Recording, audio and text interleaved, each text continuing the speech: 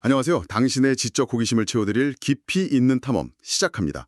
오늘은 우리 발밑, 어쩌면 마음속 깊은 곳까지 연결된 정리에 대한 이야기를 좀 해볼까 해요.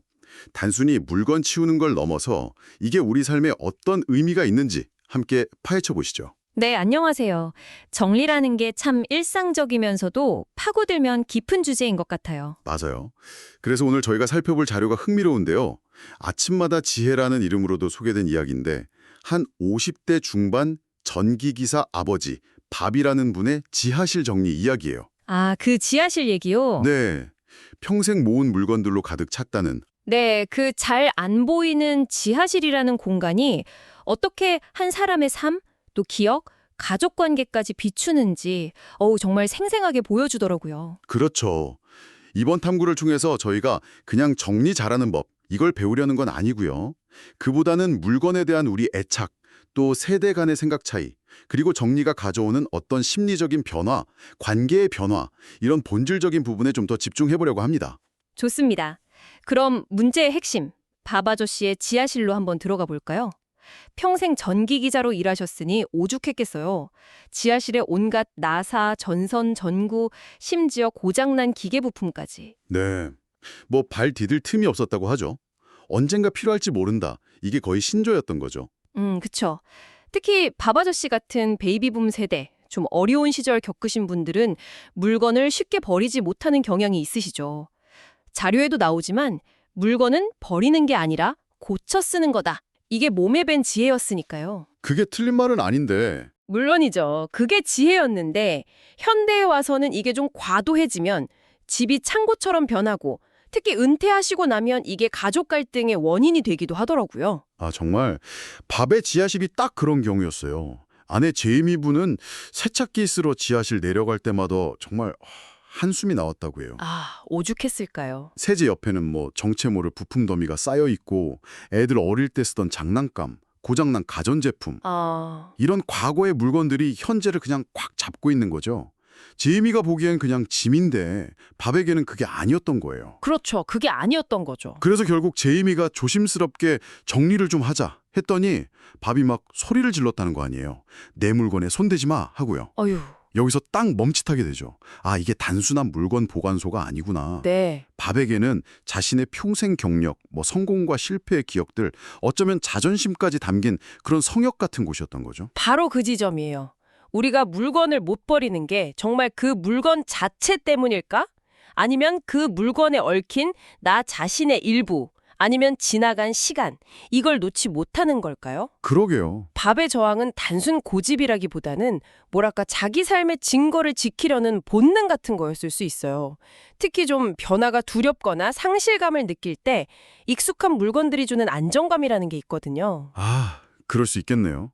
그 혼돈 속의 질서 같은 건가요? 네, 역설적이지만 그 지하실의 혼돈이 그분에게는 유일하게 통제 가능한 세계였을지도 몰라요. 하지만 그 안정감이 가족에게는 불편함, 단절이었던 거고 갈등이 깊어질 때쯤 전문가가 등장하죠. 카우프만. 네, 정리 전문가. 이분의 접근 방식이 꽤 단호했더라고요. 이거 정말 필요해요. 냉정하게 묻고 아니면 그냥 버리도록. 과감하게. 네. 그리고 남은 것들은 플라스틱 보관함에 라벨 딱딱 붙여서 전선, 배터리, 나사. 시스템을 만든 거네요. 네, 누가 봐도 알 수 있게 쓰고 제자리에 놓을 수 있도록이요. 여기서 중요한 건 단순히 공간 정리 기술이 아니라 핵심은 가족 모두가 동의하고 따를 수 있는 규칙, 이걸 만들었다는 거예요. 그 라벨이 그냥 이름표가 아니라 이 공간과 물건에 대한 가족 공동의 약속, 이해의 시작인 셈이죠. 아, 공유된 시스템. 그거 중요하네요. 그렇죠. 그리고 또 하나, 이 힘든 과정을 밥 혼자 하게 둔 게 아니라 아내, 아들, 전문가가 함께 했다는 거. 인내심을 가지고 지지하고 도왔다는 거. 이게 정말 중요해요. 변화는 혼자 하기 어려울 때가 많으니까요. 맞아요. 관계 속에서 지지가 정말 큰 힘이 되죠. 처음에는 당연히 불편해하고 저항했겠죠. 몇십 년 된 습관인데. 당연하죠. 근데 자료 보면 몇 주 지나니까 밥 스스로도 사용한 물건을 제자리에 딱 놓더라는 거예요. 오, 처음엔 억지로 했을지 몰라도 점점 그 새로운 질서에 익숙해진 거죠. 이게 참 어찌 보면 놀랍기도 하고 사람은 변할 수 있구나 싶기도 하고요. 네, 정말 희망적인 부분이죠. 밥의 사례가 보여주는 건 정리 습관이나 새로운 질서에 적응하는 능력이 나이나 기존의 고집 같은 거랑은 별개로 충분히 후천적으로 학습되고 길러질 수 있다는 거예요. 아, 후천적으로요? 네. 물론 그 과정에는 가족의 꾸준한 지지, 격려, 전문가의 개입 같은 환경적 요인이 크게 작용했지만요. 포기하지 않고 계속 시도하는 것, 또 도움이 필요할 때 요청하는 용기, 이것도 중요하다는 메시지를 주는 것 같아요. 그렇군요. 그리고 이 변화의 결과 이게 정말 극적이었어요.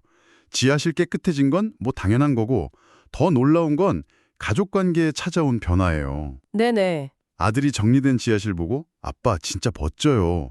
감탄하고 아내 제이미는 이제야 진짜 우리 집 같다고 안도했다고 하잖아요. 아, 정말 감동적인데요. 단순히 물리적인 공간만 넓어진 게 아니라 가족 간의 감정적인 공간, 이것도 같이 넓어진 느낌이에요. 정확해요. 물리적인 환경 변화가 심리적인 안정감, 관계의 질까지 확 끌어올린 거죠. 밥 자신도 결국엔 이 지하실이 더 이상 나만의 공간이 아니라 우리 모두의 공간이 되었다. 이걸 받아들였다고 하잖아요. 맞아요. 그 인정이 중요했던 것 같아요. 네, 오랫동안 그 물건에 쏟았던 집착 에너지를 이제 가족과의 소통, 연결에 쓰게 된 거죠. 닫혔던 문이 열리고 서로를 이해하는 폭이 넓어진 거예요. 정리된 공간이 주는 쾌적함 이상으로 관계 회복이라는 더 큰 선물을 받은 셈이죠. 이 이야기를 이렇게 곱씹어 보니까 이게 비단 밥의 가족 이야기만은 아닌 것 같아요. 우리 모두에게 해당되는 시사점이 몇 가지 보이는데요. 특히 첫 번째는 정리가 단순히 내 공간 깨끗하게 하는 개인적인 걸 넘어서 함께 사는 사람에 대한 배려라는 점, 이게 확 와닿아요. 네, 동의합니다. 정말 중요한 포인트예요. 내 물건 소중한 만큼 다른 가족이 편안하게 생활할 권리도 존중해야 한다는 거. 물건이 사람보다 우선되면 갈등이 생길 수밖에 없는 것 같아요. 그렇죠. 그리고 그 연장선에서 보면 정리는 결국 나 자신을 위한 자유를 찾는 과정이기도 해요. 밥이 지하실 물건을 놓아주면서 과거의 자신 혹은 언젠가 쓸모 있을 거야라는 그 미래의 부담감에서 자유로워진 것처럼요. 아, 나를 위한 자유. 네, 불필요한 걸 덜어내는 행위가 우리를 과거의 집착이나 미래의 불안에서 해방시켜서 현재에 더 집중하게 만들 수 있어요. 더 가볍고 자유로운 삶으로 가는 길이죠. 또 한 가지 인상 깊었던 건요. 밥이 그렇게 집착했던 물건들이 사라졌는데도 그분의 기억이나 정체성이 무너지지 않았다는 거예요. 맞아요. 어쩌면 우리는 물건에 너무 많은 의미를 부여하고 있는 건 아닐까요? 소중한 기억은 물건이 아니라 마음속에 남는다. 이걸 밥의 이야기가 보여주는 것 같아요. 그렇죠. 물건은 기억을 떠올리는 매개체일 뿐 기억 그 자체는 아니죠. 오히려 너무 많은 물건은 과거에 얽매이게 하거나 정작 중요한 걸 못 보게 할 수도 있고요. 네. 그리고 마지막으로 특히 이제 고령화 사회잖아요. 우리에게 정리가 갖는 또 다른 중요한 의미는 바로 자율성과 안전 확보예요. 아, 자율성과 안전. 네. 나이가 들수록 집안 환경이 안전과 직결되는데 정리가 안 된 공간은 넘어질 위험도 높이고 필요한 물건 제때 못 찾게 하고 결국 독립적인 생활을 어렵게 만들 수 있거든요. 그렇겠네요. 잘 정리된 짐은 스스로를 돌보는 능력을 유지하고 존엄성을 지키는 데 아주 기본적인 조건이 되는 거죠. 와, 듣고 보니 정말 그러네요. 밥의 지하실 이야기가 아침마다 지혜라는 이름으로 공유된 이유를 알 것 같아요. 평범한 가족의 정리 이야기가 이렇게 삶의 중요한 가치들을 돌아보게 하네요. 네. 나이가 들수록 익숙한 것, 과거의 성취에 기대서 안정을 찾고 싶어지는 마음, 그건 자연스러울 수 있는데 밥의 경험은 진짜 연결과 평화는 딱딱한 물건 더미가 아니라 살아 숨쉬는 관계 속에서 온다는 걸 보여주는 것 같아요. 그렇습니다. 결국 정리는 물건을 버리고 채우는 그런 물리적인 과정을 넘어서요. 관계를 회복하고 스스로를 돌보고 또 미래를 준비하는 아주 의미 있는 행위인 거죠. 네. 불필요한 것을 덜어내면서 비로소 삶에서 정말 소중한 것들을 위한 공간, 시간을 확보하게 되는 거니까요.